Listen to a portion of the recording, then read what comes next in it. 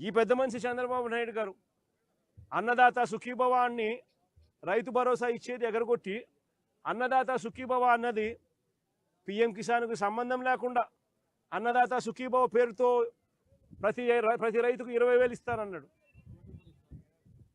ఒక సంవత్సరం దాటి ఫస్ట్ ఇయర్ 20,000 ఎగరగొట్టేశాడు.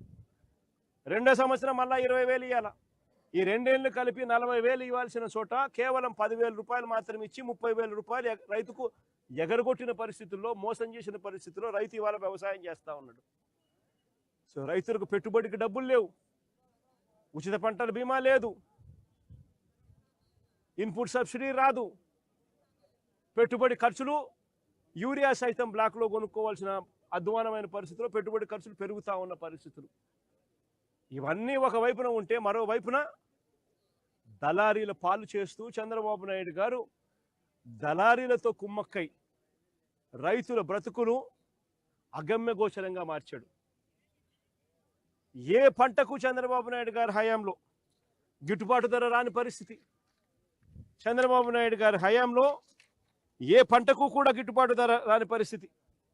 గత ఏడాది ధాన్యం, కందులు, మినుములు, పెసలు, సజ్జలు, మిర్చి, పొగాకు, ఉల్లి, టొమాటో, కొక్కో, చీని, మామిడి, ఇలా ఏ పంట చూసినా గత సంవత్సరం రైతులకు గిట్టుబాటు ధరలు రాని పరిస్థితి అయితే, ఈ ఏడాది మళ్ళీ ధాన్యంతో సహా అరటి, మొక్కజొన్న, పత్తి, కొబ్బరి, వేరుశెనగ, ఇలా ఏ పంటకు కూడా మళ్ళీ ఈ సంవత్సరం కూడా గిట్టుబాటు ధరలు రాని పరిస్థితి.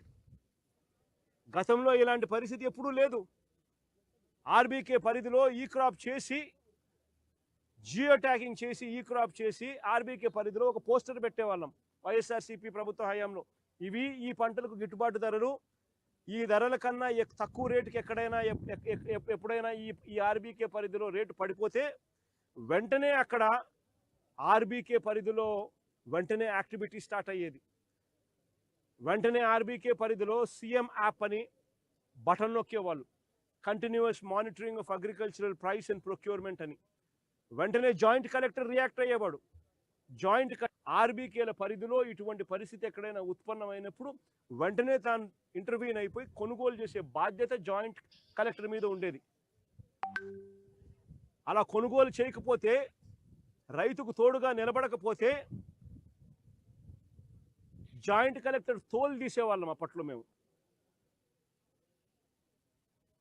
7,740 కోట్ల రూపాయలు అక్షరాల వైఎస్ఆర్సీపీ ప్రభుత్వ హయాంలో పంటల కొనుగోలు కోసం వెచ్చించిన సొమ్ము. పంటల కొనుగోలు కోసం అక్షరాల 7,746 కోట్ల రూపాయలు. ఏ పంటకు గిట్టుబాటు ధర రాని పరిస్థితి ఉన్నా కూడా వెంటనే అప్పటికప్పుడు రియాక్ట్ అయిపోయి అప్పటికప్పుడు పంటలు కొనుగోలు చేసేదానికోసం. కోవిడ్ సమయంలో కూడా రైతును వదిలేకుండా ఆదుకున్న పరిస్థితులు మా ప్రభుత్వంలో జరిగాయి. ఈరోజు ఒక్కసారి గమనించమని అడుగుతా ఉన్న రాష్ట్రంలో ఈరోజు పరిస్థితులు ఎలా ఉన్నాయని చెప్పి. ఈరోజు అరటి కంటికి ముందు కనిపిస్తూ ఉంది. పోయి పంట చూస్తే ఒకసారి బాధాకరమైన విషయం. గతంలో మా ప్రభుత్వ హయాంలో టన్ను దాదాపుగా 25,000 రూపాయలు యావరేజ్గా పలికిన పరిస్థితి నుంచి 30,000, 32,000 కూడా గరిష్టంగా అప్పట్లో పలికాయి. యావరేజ్గా చూసుకున్నా కూడా 25,000 రూపాయలు యావరేజ్గా కూడా పలికింది. 25,000 రూపాయలు టన్ను పలికిన పరిస్థితి నుంచి ఈరోజు కనీసం 2,000 రూపాయలకి అడిగే నాతులు లేడంటే పరిస్థితి ఏమిటని ఒకసారి ఆలోచన చేయమని అడుగుతా ఉన్నా. ఈరోజు పంట మొత్తం ఇక్కడనే చెట్ల మీదనే పంట ఈరోజు పండిపోయి కుళ్ళిపోయే పరిస్థితిలోకి వస్తూ ఉన్నా కూడా అడిగే నాతులు లేడు, పట్టించుకునే పరిస్థితి లేదు. అలాంటి దారుణమైన పరిస్థితిలో ఉంది. ఇదే అరటికి సంబంధించి గతంలో వైఎస్ఆర్సీపీ ప్రభుత్వ హయాంలో ఏకంగా ట్రైన్లు నడిపే వాళ్ళం. ఏకంగా ట్రైన్లు నడిచేటివి, అనంతపురం నుంచి ఢిల్లీకి ట్రైన్లు నడిచేటివి. హార్టికల్చర్ పంటలకు అరటి కానీ చీనికాయలు కానీ తీసుకొని పోయే ట్రైన్లు నడిచేటివి. తాడిపత్రి టు ముంబై ట్రైన్లు నడిచేటివి. మనగానపల్లి నుంచి గువాహతికి కూడా ట్రైన్లు నడిచేటివి. ఏకంగా 23,000 టన్నులు చంద్రబాబు నాయుడు దిగిపోయే నాటికి ఎక్స్పోర్ట్స్ ఉంటే అరటి అరటి ఎక్స్పోర్ట్స్ ఉంటే వైఎస్ఆర్సీపీ ప్రభుత్వ హయాంలో ఏకంగా 3 లక్షల టన్నులకు అరటి ఎక్స్పోర్ట్స్ తీసుకొని పోగలిగాం. ప్రతి అడుగులోనూ కూడా రైతుకు, ప్రతి అంశంలోనూ రైతును చేయి పట్టుకొని నడిపిస్తూ ఆర్బీకే పరిధిలో తోడుగా ఉంటూ continuous monitoring of agricultural price and produce ద్వారా ఆర్బీకేల పరిధిలో ఏ రైతుకు కూడా రేటు తగ్గిన పరిస్థితి ఎక్కడా కూడా రాకుండా మార్కెట్లో కాంపిటీషన్ క్రియేట్ చేస్తూ కొనుగోలు చేస్తూ రైతును ఆదుకుంటూ నిలబెట్టిన ప్రభుత్వం వైఎస్ఆర్సీపీ ప్రభుత్వం. సెంట్రల్ గవర్నమెంట్ అవార్డ్స్ ఏకంగా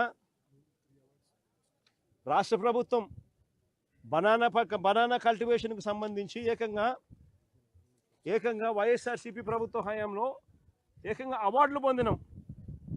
banana export promotion award 2020, the best state in banana award 2022 వంటి అవార్డులు సెంట్రల్ గవర్నమెంట్ దగ్గర నుంచి రాష్ట్ర ప్రభుత్వం అవార్డులు పొందింది.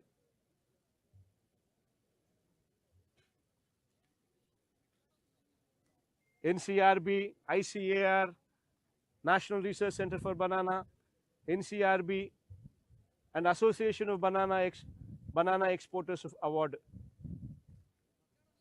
ఇటువంటి సంస్థలన్నీ కూడా రాష్ట్ర ప్రభుత్వాన్ని గొప్పగా చూస్తూ అవార్డులు ఇచ్చిన పరిస్థితి నుంచి ఈరోజు పరిస్థితులు ఇది. నిజంగా ఇలాంటి దారుణమైన పరిస్థితి చూడాల్సి వస్తుందని చెప్పి ఏ పొద్దు కూడా అనుకోలే. చంద్రబాబు నాయుడు గారి హయాంలో ఈరోజు అలాంటి దారుణమైన పరిస్థితి వస్తూ ఉంది. ప్రతి విషయంలోనూ చంద్రబాబు నాయుడు గారు ఏదైనా జరిగినప్పుడు డ్రామా చేస్తాడు. వెంటనే చేసేస్తాము, వెంటనే 10,000 మంది రైతులతో ఫోన్లో మాట్లాడాడు అంటాడు. వెంటనే